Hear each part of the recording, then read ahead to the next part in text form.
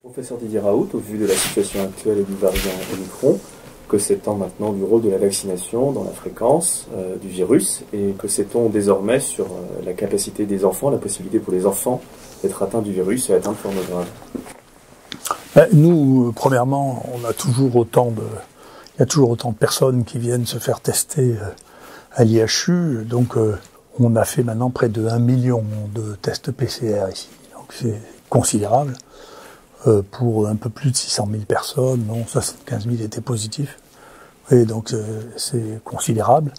Il y en a 30 000 ou à peu près 30 000 qui ont été suivis en hôpital de jour, 4 500 à l'hôpital.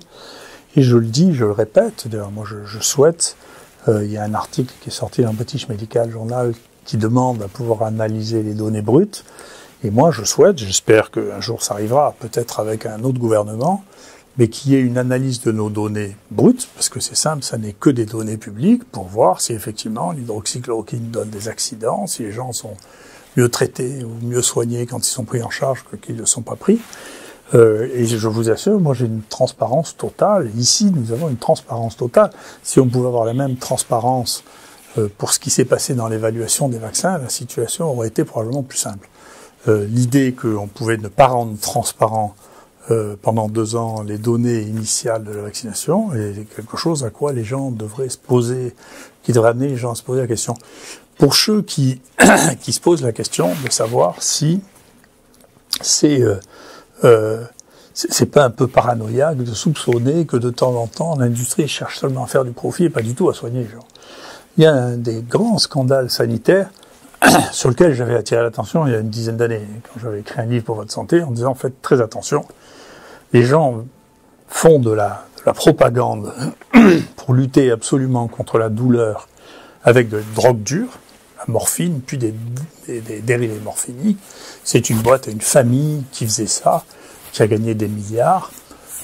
Ça a commencé à s'arrêter quand le président Obama a fait un discours en disant qu'il y avait probablement des centaines de milliers de gens qui étaient morts à cause de cette politique du no pain, pas du tout de douleur, et où on mesurait grâce à une intoxication des médecins, des congrès, des journaux scientifiques on ne doit plus avoir mal du tout.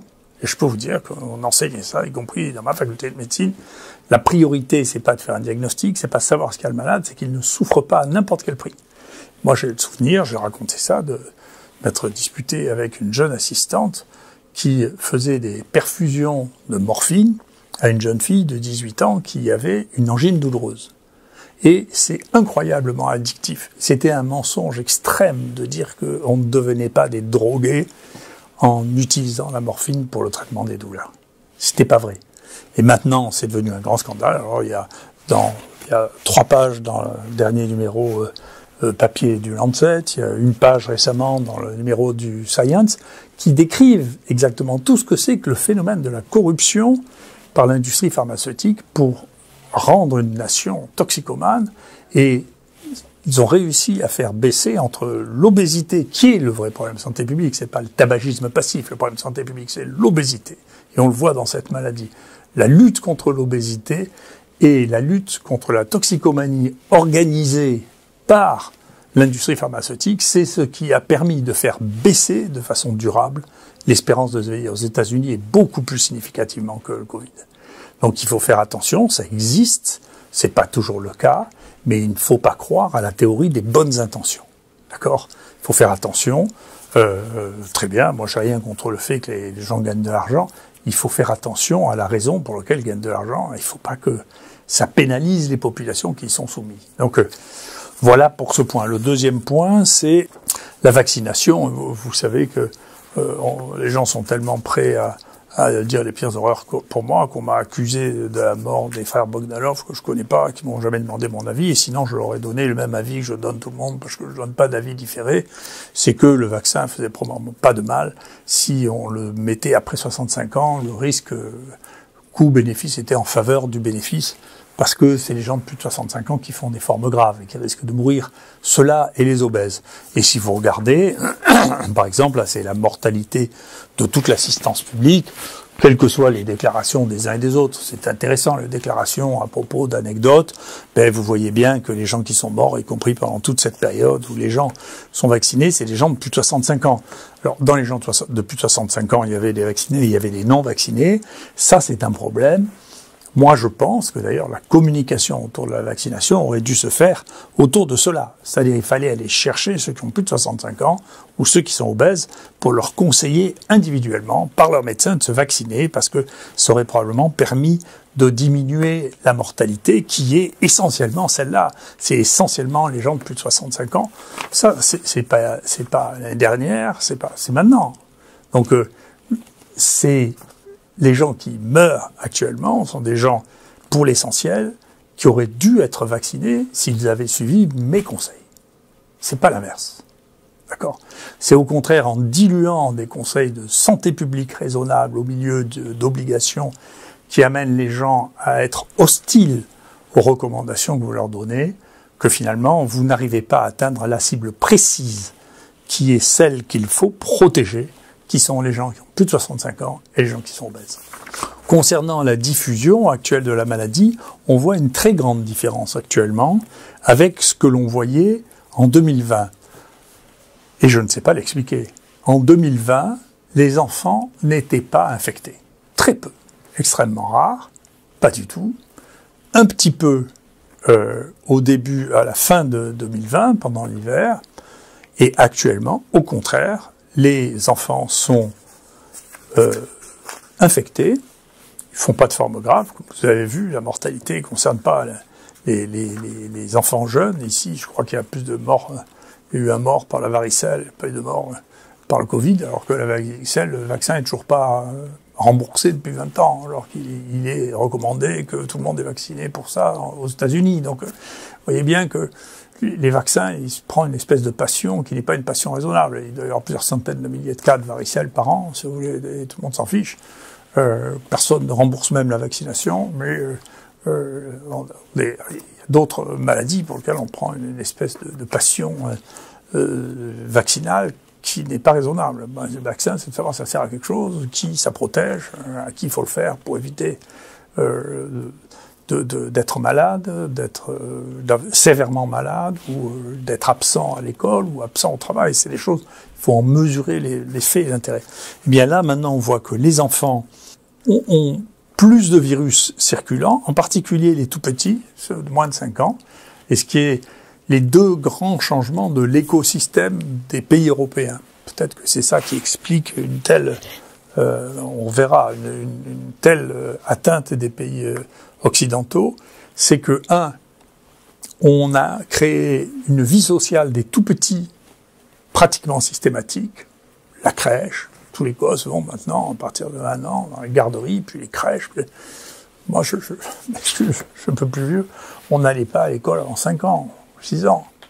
Et donc, on restait à la maison, parce que la situation sociale était différente, il y avait maman, il y avait grand-mère, il y avait qui faisait qu'on pouvait rester à la maison. Parce que maintenant, les enfants ont une vie sociale très, très, très importante. Ils se retrouvent concentrés, et bien sûr, c'est comme ça que les maladies se transmettent. Et donc, c'est vrai que les tout-petits ont plus de virus circulant que les gens âgés. Ça a toujours été comme ça, sauf que ça n'était pas comme ça pour le Covid, au début du Covid. Pour des raisons X ou Y, les enfants étaient protégés de l'infection. Mon hypothèse, c'est que c'est les autres coronavirus circulants qui ont moins circulé ces 2 dernières années du fait des changements d'organisation sociale et qui font que les enfants ne sont plus protégés par des infections, par les autres Covid, mais ils font pas non plus des formes singulièrement plus sévères. Et donc, l'autre spécificité de nos pays, ce sont les EHPAD, où, les enfants ont une vie sociale très développée, très très jeune, et les sujets âgés sont tous regroupés dans les EHPAD, et on sait que s'il y a une telle surmortalité en 2020, c'est que la moitié des morts étaient dans ces clusters d'EHPAD, c'est-à-dire que vous avez tous les sujets les plus fragiles qui sont regroupés dans un endroit donné, Et je l'ai déjà dit, c'est à mettre au crédit des politiques gouvernementales d'avoir fait diminuer la mortalité dans les EHPAD, la mortalité des plus de 85 ans, en les isolant, en les mettant dans l'équivalent d'une île dans laquelle ils n'arrivent plus à être contaminés. Je ne sais pas si à terme c'est bon pour eux, mais en tout cas, pour cet épisode-là, pour l'année 2021, il y a eu moins de morts dans les EHPAD, clairement. Donc on mesure non seulement par la mortalité chez les sujets très âgés qui a diminué, mais aussi quand on fait, les pompiers ici mesurent des sorties d'égouts d'EHPAD et voient que de temps en temps il y a un EHPAD qui est positif, mais assez rarement.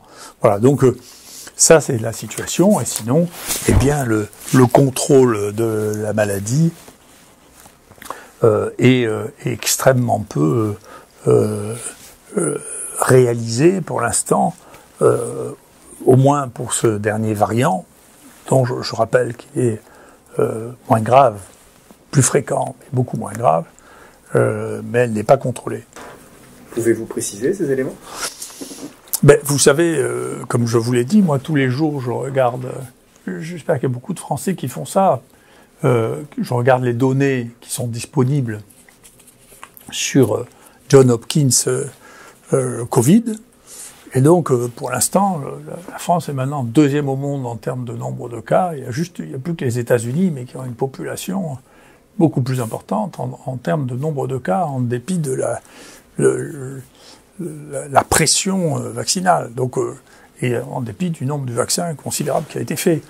D'ailleurs, on voit bien, j'ai donné des exemples la semaine dernière, je ne veux pas m'acharner sur les exemples du gouvernement, mais par exemple le ministre de la guerre en Israël, qui a eu 4 doses, a fait quand même le Covid. Quand même. Donc au bout d'un moment, si vous ne vous posez pas la question sur l'efficacité de ce vaccin, c'est que vous posez moins de questions que moi.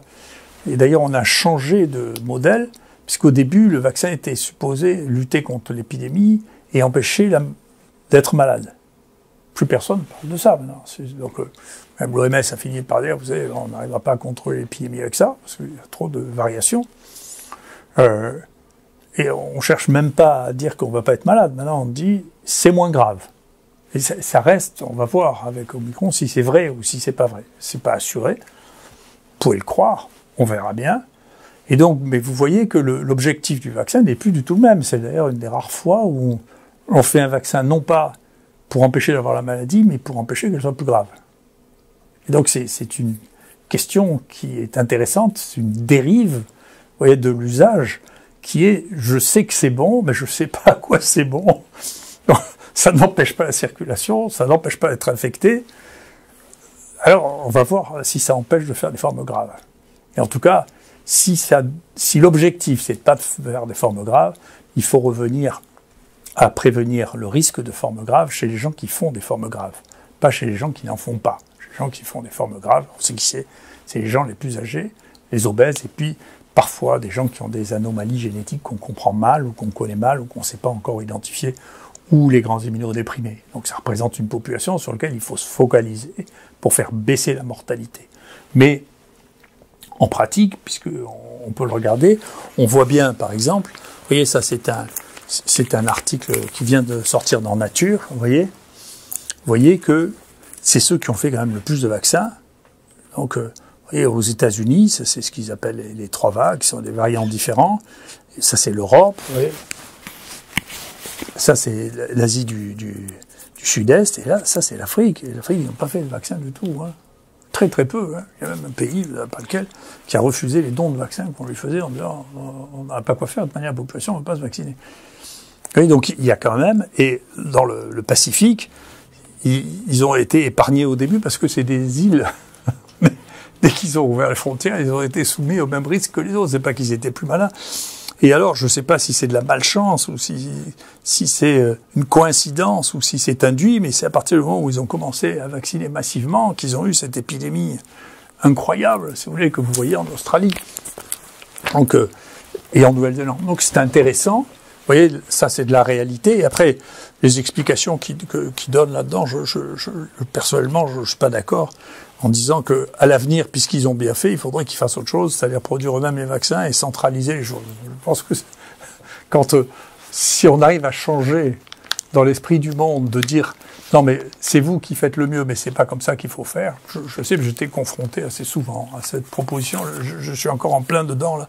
On m'envoie régulièrement des inspections pour me dire qu'est-ce que c'est que cette gouvernance. Moi, je me dis, ah bon, ils vont imiter ce qu'on fait, parce que quand même, on n'est pas déficitaire, on produit plus de sciences que les autres, on a plus...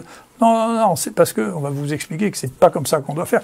C'est sûr qu'on est à côté de l'assistance publique, qui a 1,2 milliard de dettes, qui n'a jamais réussi à finir un budget sans être déficitaire depuis des décennies. Et donc, je comprends que ce soit à nous, qui ça n'est jamais arrivé, qu'on donne des leçons de gouvernance. Donc, c'est intéressant. Voilà.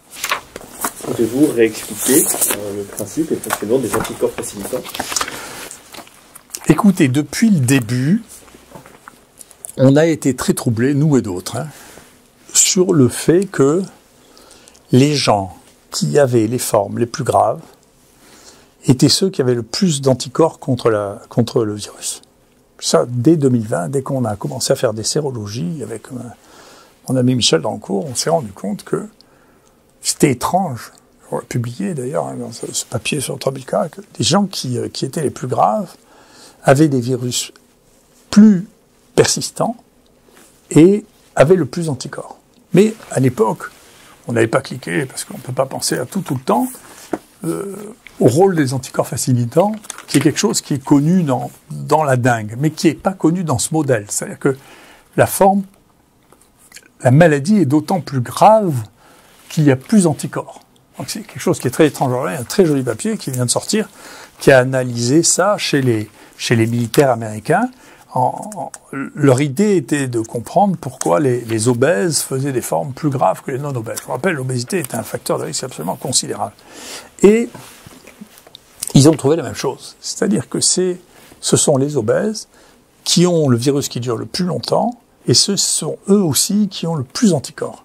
Et ils se posent la question, je pense qu'ils ont peut-être mis dans le papier original anticorps facilitant, mais on ne peut pas écrire un truc comme ça, parce qu'anticorps facilitant, ça veut dire que peut-être que quand on faisait des injections d'anticorps de convalescents facilités forme grave, peut-être que on n'a jamais vu nous, que ça marche chez les gens qui en ont reçu ici, qui étaient immunodéprimés. Et peut-être que s'il y a des anticorps qui sont facilitants, c'est pas tellement bon si vous n'avez pas en même temps les anticorps neutralisants. Vous voyez ? Donc si vous donnez un vaccin ou des anticorps monoclonaux, en principe, on sait très précisément où c'est. Donc c'est la partie qui est immunisante, qui est neutralisante. Et donc si vous donnez des anticorps à large spectre, très large, ou que vous faites des vaccins avec toute la spike, il est bien possible qu'il y ait des parties qui soient neutralisantes et des parties qui soient facilitantes. D'accord ? Donc je vous l'ai dit, c'est une chose sur laquelle on réfléchit, sur laquelle on travaille. Mais là, c'est intéressant, c'est un autre aspect de du possible rôle des anticorps facilitants, c'est que dans les formes graves, il y a une réaction immunitaire tellement forte qu'il y a à la fois des anticorps neutralisants et facilitants, mais là, si vous avez beaucoup d'anticorps et que vous avez toujours le virus, ça veut dire que c'est pas le neutralisant qui gagne. Sinon, on comprend plus rien. Si les neutralisants gagnaient, il n'y aurait plus de virus. Ça veut dire qu'il y a des anticorps qui ne sont pas neutralisants, qui sont là, et qui sont, je vois pas comment on peut les appeler autrement que des anticorps facilitants, qui font la promotion des virus. Et donc, c'est peut-être une des raisons pour lesquelles, dans cette maladie, incontestablement, dans les formes graves, les corticoïdes jouent un rôle positif. Pas dans les formes débutantes et pas chez tout le monde. Ça, je crois que ça n'a jamais été démontré. Et au contraire, les données préliminaires de l'essai qui avait fait ça, qui a Discovery, montraient qu'il était plutôt plus grave si on leur donnait de la cortisone dans la maison. Mais dans les formes graves, ça fonctionne peut-être à cause de l'inflammation ou peut-être du fait de la baisse de la réponse immunitaire qui devient non pas efficace, mais facilitante. Donc il y a une vraie réflexion à avoir sur ce phénomène qui est des anticorps facilitants et en particulier chez les sujets obèses. Pouvez-vous nous expliquer comment évoluent les variants dans le temps? Est-ce que la durée pendant laquelle ils peuvent causer une épidémie est limitée? Je pense que oui, j'ai déjà montré plusieurs images là-dessus. Là, ce qu'on est en train de regarder en même temps, c'est, sur cette image, qui est quelque chose qui avait été proposé par d'autres auteurs, mais qu'on voit, nous, il y a un variant, celui qui est né en France, des Visons, là, qu'on connaît par cœur, parce qu'on a eu les premières séquences, on a eu les dernières séquences, et on a fait à peu près 10 000 séquences de ça. Donc on peut l'analyser très précisément. Et vous voyez que ça, c'est les charges virales. C'est le nombre de virus par prélèvement. Voyez, et vous voyez qu'au fur et à mesure de l'épidémie, ça explique pourquoi l'épidémie disparaît. Vous voyez, il y a de moins en moins de virus par patient. Donc ça, c'est la médiane, c'est la moyenne du nombre de virus par patient qu'on a testé ici. Donc on a testé, je vous dis ça, c'est sur 10 000 personnes dont on a fait le génome. D'accord ? Et vous voyez, et là vous voyez cette espèce de rebond qu'on voit ici, hop, ça remonte, et ça correspond à un deuxième variant qu'on appelait, ça c'est le Marseille 4, et ça c'est le Marseille 4B. Et si vous regardez, qu'est-ce que ça a à voir avec la vie du virus? Pourquoi est-ce qu'il y a de moins en moins de virus, et pourquoi est-ce que ça explique que ce que nous on appelle l'histoire naturelle des infections, ça se termine toujours les épidémies. Ou bien alors ça devient une maladie endémique qui fonctionne comme ça, sinon ça donne des épidémies qui s'arrêtent. Alors, je ne sais pas pourquoi elles s'arrêtent toutes. Je peux vous dire que par exemple, pour quelque chose qu'on a beaucoup testé, qui est dans les maladies anciennes et pour lesquelles on a beaucoup de données, pour la peste par exemple, on voyait qu'il y avait des variants aussi, que la peste s'épuisait en soi. D'accord ? Une partie, faute de combattants, quand elle avait vraiment tué trop de monde, et une partie parce que... Et donc l'histoire de l'immunité collective, c'est une histoire qui reste théorique, qui n'est pas pratiquement très très expliquée. Mais ça c'est des données. C'est pas théorique du tout. C'est toujours sur le Marseille 4, celui qu'on connaît bien avec les deux variant de Marseille 4. Et vous voyez, qu'est-ce qui se passe? Ça, c'est le nombre de la charge virale, le nombre de virus sécrétés par patient. Vous voyez, en noir. Et en bleu, ce que vous voyez, c'est le nombre de mutations. Et vous voyez qu'il y a une relation entre, au début, ça c'est le début, un variant apparaît parce qu'il a une mutation bénéfique. On a pu mesurer maintenant, sur le Covid, Marseille 4, il y a une mutation bénéfique, c'est-à-dire qui initie une petite ou une grande épidémie. Une fois sur 256 mutations, il y en a une qui est bénéfique. Et c'est imprévisible de savoir pourquoi, parce que parfois même c'est une mutation qui coupe, qui inactive un gène. Et donc, au début, elle devient de plus en plus virulente. Ça monte. On est là, au sommet de l'épidémie. Et puis, petit à petit, au fur et à mesure que les mutations se sont accumulées, eh bien, l'épidémie redescend et va s'arrêter. Et là, c'est encore plus extraordinaire. Vous voyez, ça, c'est le 4B. C'est lui, il inactive un gène qu'on appelle l'orfuite. Il devient incroyablement contagieux, incroyablement actif. Ça a été le plus grand tueur qu'on ait eu, nous, ici. Et puis, petit à petit, avec l'accumulation des mutations, eh bien, il va diminuer et puis il va disparaître. D'accord ? Et donc, le cycle normal des épidémies, simplement, il y a plusieurs acteurs dans l'épidémie. Donc, il y en a qui acquièrent une épidémie bénéfique pour eux et maléfique pour nous, qui les fait repartir, une tous les 256. Et 256, bien sûr, ça compte pas les mutations mortelles. Les mutations mortelles, on ne voit pas. Et les autres, c'est les mutations qui changent pas grand-chose. Puis, de temps en temps, il y a une bénéfique.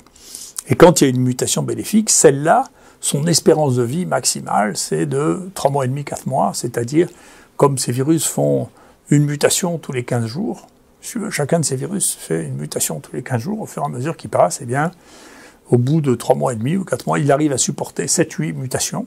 Au bout de 7 ou 8 mutations qui ne sont pas vraiment